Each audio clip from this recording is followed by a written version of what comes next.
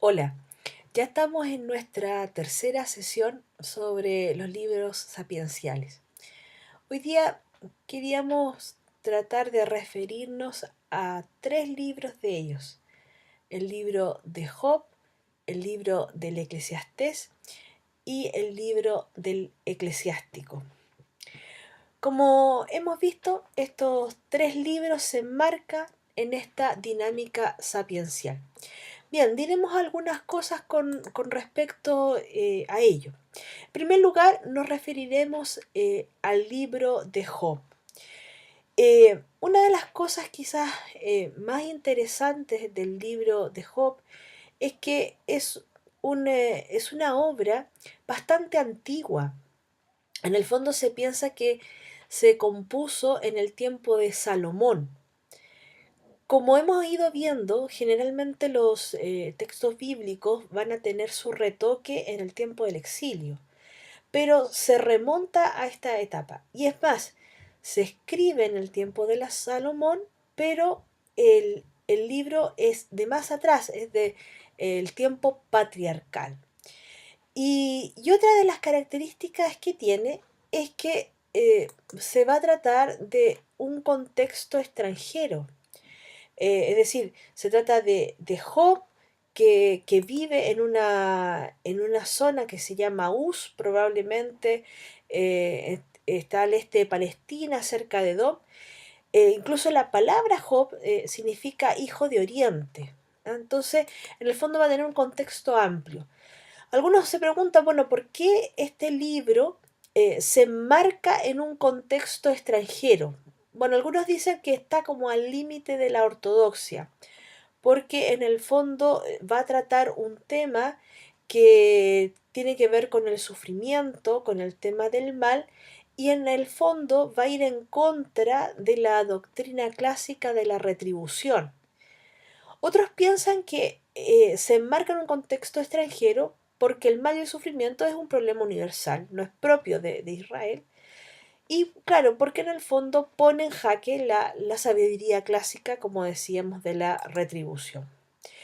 Entonces tenemos la temática de la obra, la verdad es que es muy interesante. Diríamos que es una obra esencialmente antropológica, o sea, está el tema del misterio del hombre. El misterio del hombre en toda su fragilidad, en toda su problemática existencial del hombre que sufre. Pero a la vez es la historia de un hombre creyente, es decir, Job nunca va a dejar de estar en diálogo con Dios. Entonces aparece también este misterio del mal en este hombre que sufre. Y frente a las distintas versiones que le dan sus compañeros, aparece esto que Job rechaza toda racionalización del mal. Y en el fondo se trata de un libro que se abre al proyecto que Dios quiere hacer con cada hombre. Esto que Dios de alguna manera escribe torcido, ¿no? O sea, escribe derecho, dice renglones torcidos. O sea, el poder descubrir este misterio de la salvación, incluso en el tema del mal. Y por supuesto, esto lleva a ver el tema del misterio de Dios, o sea, hay una concepción de Dios que está detrás. No es lo mismo tener una concepción de Dios desde el plano retributivo que verlo desde una amplitud del misterio donde el sufrimiento entra también como una realidad de Dios para ayudar al hombre y en el fondo para que el hombre descubra su misterio. Entonces tenemos la verdadera fe y la búsqueda del verdadero rostro de Dios, que no es retributivo, sino que en el fondo se abre a un misterio. Entonces, ¿cómo el autor trabaja esta obra? Podemos descubrir, dicen los exégetas, cuatro bloques literarios con respecto a esto. Tenemos un marco más bien narrativo, donde aparece un prólogo que es muy interesante porque recoge de alguna manera un cuento popular muy antiguo sobre esta idea de que Dios, que tiene a un hombre, en este caso Job, con todo lo que un hombre podía ser feliz en esa época, con bienes, con su esposa, con sus hijos. Y frente a esta envidia debió decir, bueno, ¿cómo no te va a alabar? ¿Cómo no va a ser un hombre fiel si lo tienes tan bien? Quítale alguna de estas cosas y verás qué pasa con él, ¿no? Entonces, este escenario que de alguna manera se instala allí es muy, muy antiguo y en el fondo plantea el problema.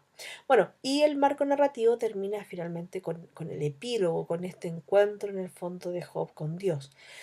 Bien, en medio de esto tenemos los diálogos poéticos que llaman los exégetas, donde empieza con un monólogo y lamento de Job frente a esta enfermedad, frente a todo lo que le ha pasado como de un momento a otro, ¿no? Este cuestionamiento sobre la vida. Y luego estos tres ciclos de discursos donde aparecen estos tres amigos que muestran en el fondo distintas concepciones y visiones de fe también del pueblo de Israel. Elifaz parece más bien un discurso proveniente del mundo profético, Bildad más bien el jurista, Sofar el sabio, y tenemos este diálogo poético, lo último sería la teofanía final y respuesta de Job. Bueno, entre medio de todo esto aparece el discurso de Eliú, que también es un monólogo, que es un discurso que de alguna manera se introduce, rompe un poco el esquema y va a criticar los argumentos de los amigos, subraya el elemento blasfemo de Job como que de alguna manera dice, bueno, esto un hombre se lo puede preguntar, o sea, es lícito preguntarse frente al tema del mal y frente al sufrimiento, de alguna manera increpando a Dios. Y otro bloque literario, este himno a la sabiduría que se hace de alguna manera como previniendo o proyectando cuál va a ser el final. O sea, antes te conocía de oídas, dirá Job, ahora te han visto mis ojos. O sea, es en el sufrimiento, incluso en el sufrimiento, he experimentado quién tú eres. Bien, eso es un poco el libro de Job, ¿no? Dar algunas claves de lectura, esa es la idea, para que en el fondo podamos adentrarnos en el libro. Ahora vamos a referirnos al Eclesiastés o Coelet. Eh, bueno, un poco el nombre del libro, la raíz hebrea del Kol, ¿no? Significa convocar, los 70 lo trajeron como Eclesiastés, significa asamblea. El autor bien es atribuido de alguna manera a Salomón, ahora ciertamente no lo escribe él, lo escribe un sabio que quiere transmitir su sabiduría a la gente sencilla. La fecha de composición, por los estudios que se han hecho, sería alrededor del siglo III. ¿Cuál sería el tema fundamental del Eclesiastés? En el sentido de que la vida vale la pena vivirla, ¿no? No hay una concepción pesimista. Recordemos que siglo III, Israel ya ha vuelto del exilio, sucesivamente tiene distintos poderíos, guerras ahí, conflictos políticos, en fin. Entonces, de alguna manera en esta vida como compleja aparece esto de que la vida vale la pena vivirla, que es un don de Dios. Ahora, la felicidad justamente no está en la acumulación de riqueza, en el poder, sino justamente el poder disfrutar de la vida sencilla. El comer, beber, el amar a la propia mujer, los amigos, etc., ¿no? Recordemos que Israel está en medio de la opulencia de Egipto, la opulencia de griega, la opulencia romana. Entonces, de alguna manera es una invitación a descubrir lo sencillo de la vida. El mensaje fundamental tiene que ver con la vanidad, ¿no? Con el rechazo de la vanidad. O sea, todas aquellas fatigas humanas que lo único que pretenden es conseguir una seguridad futura, que en el fondo es una seguridad aparente. O sea, todo al final termina siendo vanidad frente a la realidad inexorable de la muerte. O sea, al final, eh, por muchas riquezas, por muchas cosas que tengamos, al final el destino del hombre va a ser la muerte. Entonces está esta idea que Dios da la vida, los bienes, como un don para que el hombre viva, que viva feliz, pero lo importante no es el don dado por Dios en cuanto a los bienes, sino que lo importante es que en estos dones encontremos al verdadero Dios, ¿no? Esa es un poco la idea. ¿Quién no ha leído este Eclesiastés, el capítulo 3, ¿no? Todo tiene su tiempo y todo lo que se quiere bajo el cielo tiene su hora. En fin, ¿no? O sea, un poco muestra esta sabiduría de que el tiempo pasa y inexorablemente llegamos a la muerte. Jesús de alguna manera también hace una relación con el Coelet, ¿no? Vemos la sabiduría de Jesús cuando dice que Dios hace llover sobre justo e injusto, cuando Jesús invita a disfrutar el momento presente, no preocuparse del mañana, cuando habla sobre la vanidad y las riquezas, dice los hombres se preocupan de tantas cosas, del vestido, de la comida, dice, y vuestro Padre Celestial, dice, los alimenta, los viste. Y en el fondo es poder vivir una religiosidad seria, ¿no? Sobria, sincera, no superficial, o sea, no a nivel solamente, podemos decir, de prácticas religiosas, sino que justamente se trata de una cosmovisión de vida y un estilo de vida que se llevaría, digamos, adelante, teniendo presente que Dios regala todas las cosas para nosotros, para nuestro bien. Bien, veamos entonces brevemente lo que el libro del Eclesiástico. El libro del Eclesiástico, bien, viene su nombre de la versión latina y también conocido como el Sirásida justamente por la costumbre griega de llamarlo así debido a que el autor, ¿no es cierto?, se plantea con ese nombre. Eh, es raro que en los libros aparezca, digamos, que el autor diga expresamente cómo surge el libro. En este caso, el autor explícitamente señala que tradujo esta obra de su abuelo Jesús del hebreo al griego, ¿no? Se da en un contexto, lo más seguro es que en Alejandría. La datación del libro dice que, bueno, se compuso alrededor del 180 a.C.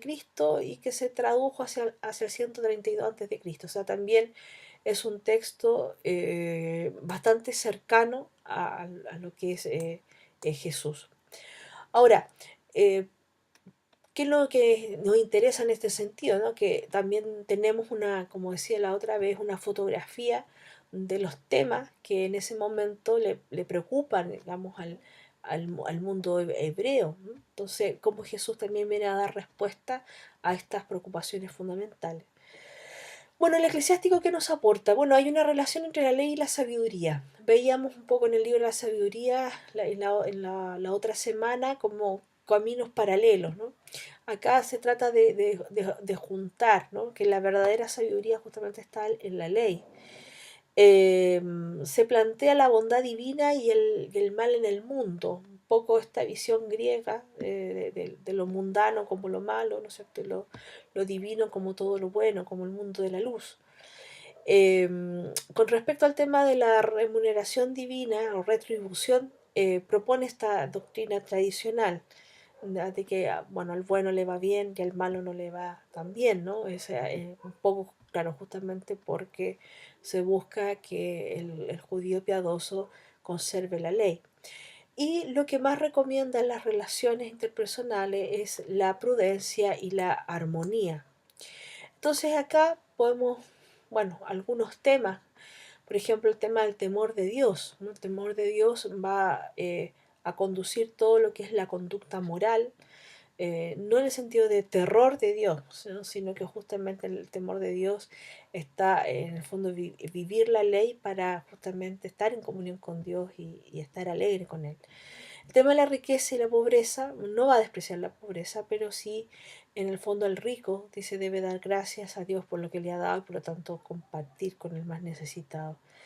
Y también hay varias referencias, por ejemplo, a la vida familiar, ¿no? El papel de la mujer, bueno, en general, digamos, se anima a que el hombre ejerza su autoridad sobre ella, pero también la familia, ¿no? Cómo educar a los hijos. Y claro, en un contexto alejandrino, en un contexto fuera de las fronteras de Israel, también va a ser muy importante el traspaso de la fe a los hijos. Bien, como podemos ver, son todos temas que también Jesús luego va a tomar en el Evangelio, y son todos, digamos, crecimientos que podemos ir viendo o progreso de lo que es la fe de Israel. Les invito a revisar el material que está puesto en el campus virtual, que para ir profundizando, y también por supuesto ir participando de los foros, lo cual nos va ayudando a través de las respuestas, ir haciendo alguna síntesis sobre los temas que estamos tratando. Bien, pues un saludo para todos, un abrazo, y nos vemos en el próximo encuentro, en el próximo video que vamos a hacer ya para terminar este ciclo de los libros sapienciales. Un abrazo, chao.